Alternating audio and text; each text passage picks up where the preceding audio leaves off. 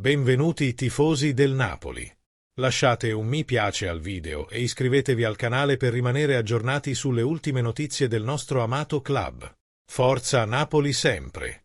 Informazioni provenienti dalla Germania confermano l'interesse di diversi club italiani per Canuzun, il talentuoso giocatore turco dell'Eintracht Francoforte che ha partecipato ai mondiali con la nazionale turca di Vincenzo Montella.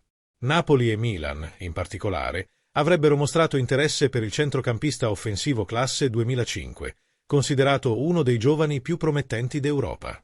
Tuttavia, le trattative sono ostacolate dall'elevato prezzo richiesto dal club tedesco, che non sembra disposto a cedere facilmente uno dei suoi gioielli.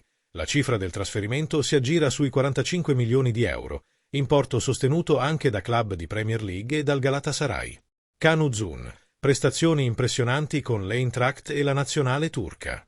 In Turchia cresce l'ottimismo sulla possibilità che il Galatasaray riesca a riportare il giocatore a casa, nonostante la concorrenza e i costi della trattativa. La scorsa stagione a Francoforte, Uzun ha disputato 28 partite tra campionato, Coppa di Germania e Champions League, segnando 10 gol e fornendo 6 assist. Con la nazionale turca, il giovane talento ha collezionato 8 presenze, tra cui un gol nell'amichevole di preparazione ai mondiali contro la Macedonia del Nord. Qual è la tua opinione, tifoso del Napoli? È un buon nome per il Napoli? O no? Metti mi piace al video e iscriviti al nostro canale. Forza Napoli sempre!